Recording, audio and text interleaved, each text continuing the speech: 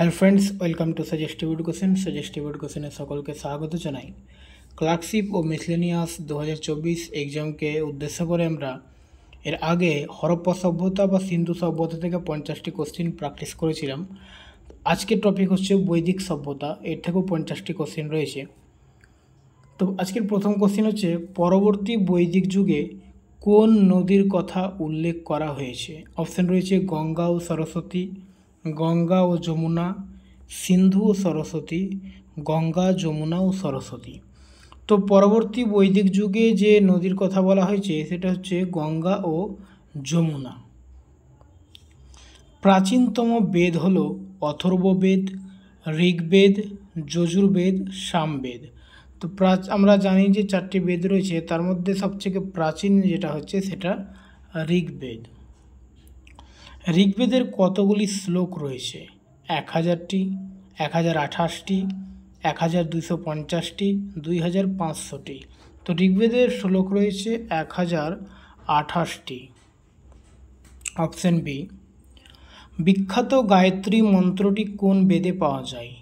তো বিখ্যাত গায়ত্রী মন্ত্রটি পাওয়া যায় ঋগ্বেদে। ঋগ্বেদের কততম মণ্ডলে গায়ত্রী মন্ত্রের উল্লেখ রয়েছে? প্রথম মণ্ডল, দ্বিতীয় মণ্ডল, তৃতীয় মণ্ডলে, চতুর্থ মণ্ডলে। তো ঋগ্বেদে তৃতীয় মণ্ডলে গায়ত্রী মন্ত্রের উল্লেখ রয়েছে। ঋগ্বেদের গায়ত্রী মন্ত্র কার উদ্দেশ্যে রচিত হয়েছিল? ঋগ্বেদের গায়ত্রী মন্ত্র সাবিত্রীর উদ্দেশ্যে রচিত হয়েছিল। ঋগ্বেদ, যজুর্বেদ, সামবেদকে যৌথভাবে কি বলা হয়? ঋগ্বেদ, যজুর্বেদ, সামবেদকে যৌথভাবে বেদাত্রয়ী বলা হয়। আদি ঋগ বৈদিক যুগে কোন দুটি প্রতিনিধিমূলক সমাবেশের নাম পাওয়া যায়? আদি বৈদিক যুগে দুটি প্রতিনিধিমূলক সমাবেশ হচ্ছে সভা ও সমিতি। সমিতি এবং সভা, অর্থাৎ এ ও বি উভয়ে। অ্যান্সার হচ্ছে অপশন ডি। ঋগ্বৈদিক সভ্যতাগুলি বেশিরভাগ কোন নদীর তীরে অবস্থিত? ঋগ্বৈদিক সভ্যতা হচ্ছে বেশিরভাগ সভ্যতা সরস্বতী নদীর তীরে অবস্থিত। ঋগ্বেদে 1000-এরও বেশি স্তোত্র রয়েছে, যাকে বলা হয় স্মৃতি, সূক্ত, মণ্ডল, শ্রুতি। তো ঋগ্বেদে যে 1000-এর বেশি স্তোত্র রয়েছে সেগুলোকে বলা হয় সূক্ত। বোগাজোগাই গুরুত্বপূর্ণ কারণ এই জায়গাটি মধ্য এশিয়া ও তিব্বতের মধ্যে গুরুত্বপূর্ণ বাণিজ্যিক ঘাঁটি ছিল। আদি বৈদিক সাহিত্য এখানে রচিত হয়। এখানে প্রাপ্ত লেখামালায় বৈদিক দেবদেবীদের নাম উল্লেখিত আছে, উপরে কোনোটি নয়। তো বোগাজোগাই যে সেন্ট্রাল এশিয়ার একটা জায়গা, সেখানে যে লেখামালাগুলো পাওয়া গেছিলো সেখানে বৈদিক দেবদেবীদের নাম উল্লেখিত আছে, এই কারণে গুরুত্বপূর্ণ। নিচের উপনিষদগুলির মধ্যে কোনটিতে বিখ্যাত বাক্যাংশ তত্ত্বমসি পাওয়া যায়? ছান্দোক্য উপনিষদ, মুন্ডক উপনিষদ, মান্ডুক্য উপনিষদ, ঈশাবস্য। তো ছান্দোক্য উপনিষদে তত্ত্বমসি পাওয়া যায়। ভারতে কোথায় আর্যরা প্রথম চিরস্থায়ী বসতি স্থাপন করে? তো প্রথম আর্যরা এসে পাঞ্জাবে চিরস্থায়ী বসতি স্থাপন করে। বৈদিক সমাজ কেমন ধরনের ছিল? পিতৃতান্ত্রিক, মাতৃতান্ত্রিক, সমাজতান্ত্রিক। উপরে কোনোটি নয়। তো বৈদিক সমাজ ছিল পিতৃতান্ত্রিক, এবং এর আগে যে সভ্যতাটা ছিল হরপ্পা সভ্যতা, সেখানে মাতৃতান্ত্রিক সমাজ ছিল। বেদের শেষ ভাগকে কি বলা হয়? বেদের শেষ ভাগকে বেদান্ত বা উপনিষদ বলা হয়। সত্যমেব জয়তে কথাটির কোন উপনিষদে পাওয়া যায়? সত্যমেব জয়তে এটা মুন্ডক উপনিষদে পাওয়া যায়। সত্যমেব জয়তে কথাটির অর্থ কী? সত্যমেব জয়তে কথাটির অর্থ হচ্ছে সত্যের জয় অবশ্যম্ভাবী। সত্যের জয় অবশ্যম্ভাবী। বৈদিক যুগের একজন বিদুষী নারীর নাম ইন্দ্রাণী, সোনালী, লোপামুদ্রা, নন্দিনী। তো বৈদিক যুগের একজন বিদুষী নারীর নাম হচ্ছে লোপামুদ্রা। পরবর্তী বৈদিক যুগে কোনটি কর আদায় করত? তো পরবর্তী বৈদিক যুগে কর আদায়ের বিভিন্ন ভাগ ছিল, মানে যারা ব্যক্তিরা কর আদায় করতো তাদের বিভিন্ন নাম ছিল। তো এখানে ভগদূত এই যে মানে পোস্টটি ছিল ভগদূত নামে, তারা কর আদায় করত এবং অক্ষবাপা সুতা তখন আলাদা আলাদা পোস্টে সবাই কাজ করত। ঋগ্বেদের নিচের কোন পর্বতের কোনো উল্লেখ নেই? হিমালয় পর্বত, বিন্ধ্য পর্বত, আন্দিজ পর্বত, স্তূপ পর্বত। তো ঋগ্বেদে বিন্ধ্য পর্বতের কোনো কথা বলা হয়নি। প্রাচীন ইতিহাসে আশ্রম শব্দের অর্থ কী?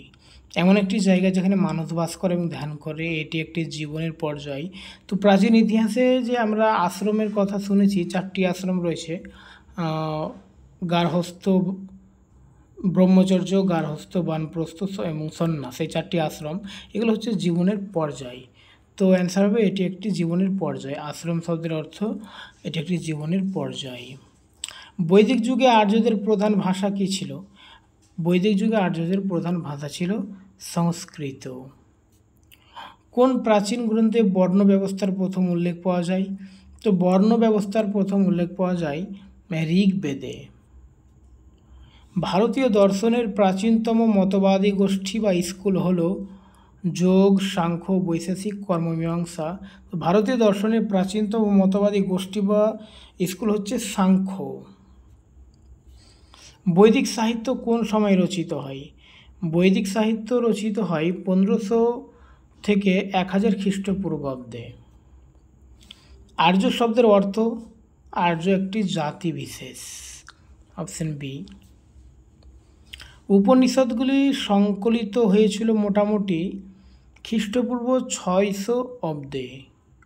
উপনিষদগুলি সংকলিত হয়েছিল মোটামুটি খ্রিস্টপূর্ব 600 অব্দে। পুরাণের সংখ্যা কয়টি? পুরাণের সংখ্যা হচ্ছে 18টি। তারপর দেখো, আর্যরা ভারতের কোথায় প্রথম বসতি স্থাপন করে?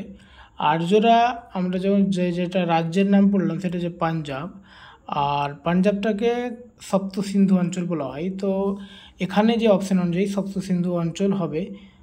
আর্যরা ভারতের কোথায় প্রথম বসতি স্থাপন করে? সপ্ত সিন্ধু অঞ্চলে। আর পাঞ্জাবকে ভৌগোলিক ভাষাতে পঞ্চনদের বা পঞ্চহ্রদের দেশ বলা হয়, পঞ্চনদের দেশ বলা হয়, যাই হোক একটা বলা হয়।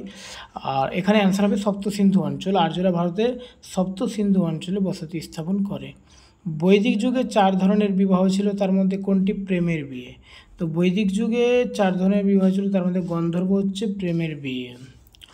বৈদিক যুগে বিনিময়ের প্রধান মাধ্যম কী ছিল? বৈদিক যুগে বিনিময়ের প্রধান মাধ্যম ছিল গরু।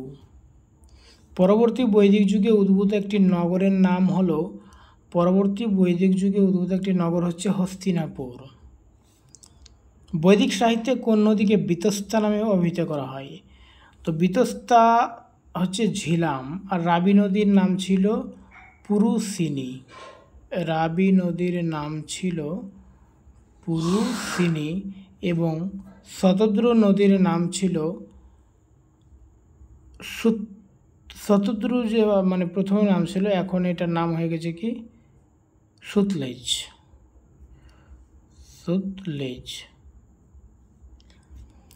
তারপরে দেখো, সংহিতা শব্দের অর্থ হচ্ছে সংকলন। সংহিতা শব্দের অর্থ সংকলন।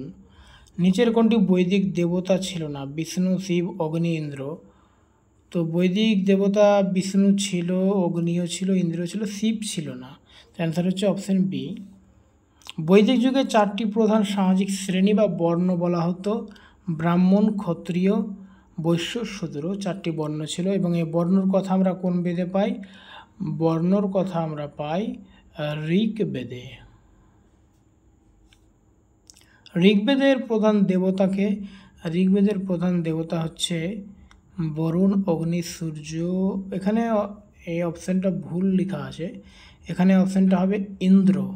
তো ঋগ্বেদের প্রধান দেবতা হচ্ছে ইন্দ্র। বৈদিক গ্রন্থের ঋতা শব্দটি বোঝায়? বৈদিক গ্রন্থের ঋতা শব্দটি বোঝায় নৈতিক আদেশ এবং মহাজাগতিক আইন। কোন বৈদিক দেবতা বজ্রপাতের সাথে যুক্ত? বজ্রপাতের সাথে যুক্ত হচ্ছে ইন্দ্র, ঋগ্বেদের যে প্রধান দেবতা। বেদের অপর নাম কি? বেদের অপর নাম আমরা জানি, এটা কোশ্চেন আনসার শ্রুতি। কোন বেদের স্তোত্রগুলি যজ্ঞের সময় গান হিসাবে গাওয়া হতো? তো সোর্সেস অফ ইন্ডিয়ান মিউজিক বা যে বেদে গান পাওয়া যায় সেটা হচ্ছে সামবেদ। তারপরে হচ্ছে যজ্ঞের নিয়ম কানুন আলোচনা করা হয়েছে। যজ্ঞের নিয়ম কানুন আলোচনা করা হয়েছে যজুর্বেদে। অথর্ববেদের মূল বিষয় কী? তো আমরা সামবেদে পেলাম গান বা সঙ্গীত, আর যজুর্বেদে পেলাম যজ্ঞের নিয়ম, আর অথর্ববেদে থাকছে জাদুবিদ্যা ও সাধারণ সমস্যা। সবচেয়ে দীর্ঘতম ব্রাহ্মণ হচ্ছে শতপথ ব্রাহ্মণ। মোট উপনিষদের সংখ্যা কত? মোট উপনিষদ হচ্ছে 108টি। আর যে মোট পুরাণ বলা হয়, তো মোট পুরাণ আমরা এর আগে কি বললাম? 18টি। তো এটা কনফিউশন হবে না, মনে রাখবে 18টি। 18-র মাঝখানে যখন একটা শূন্য লাগিয়ে দেবে তখন ওটা হয়ে যাবে উপনিষদ, অর্থাৎ 108টি। আর যদি ঋগ্বেদের শ্লোকের কথা বলা হয় তো সেটা হয়ে যাবে 1028টি। মানে 18-র মাঝখানে 02 লাগালে আমরা হয়ে যাবে ঋগ্বেদের শ্লোক, শুধু 18 হচ্ছে পুরাণ, আর 18-র মাঝে একটা শূন্য লাগিয়ে মানে 108 হয়ে গেলে উপনিষদ। আর্যদের সিন্ধু ও পাঞ্জাব অঞ্চলে বসতি স্থাপন সম্পর্কে কোন বেদে উল্লেখ পাওয়া যায়? তো অ্যান্সার হচ্ছে ঋগ্বেদে। যজ্ঞ পরিচালনার সময় আর্যরা কোন পানীয় পান করতেন? যজ্ঞ পরিচালনার সময় আর্যরা সোমা পান করতেন। বৈদিক যুগের প্রচলিত মুদ্রার নাম কি? তো বৈদিক যুগে যে মুদ্রা পাওয়া যেত সেগুলো হচ্ছে নিস্ক ও মনা। বৈদিক যুগের শেষের দিকে ধনশালী বণিক শ্রেণীকে কি বলা হতো? ধনশালী বণিক শ্রেণীকে বলা হতো শ্রেষ্ঠী। চতুর্বর্ণের কথা প্রথম কোথায় পাওয়া যায়? তো আমরা যে চারটা বর্ণ দেখলাম ঋগ্বেদে পাওয়া যায়, এটা ঋগ্বেদের 10ম মণ্ডলের পুরুষ সূক্তে পাওয়া যায়। Option A. ওকে।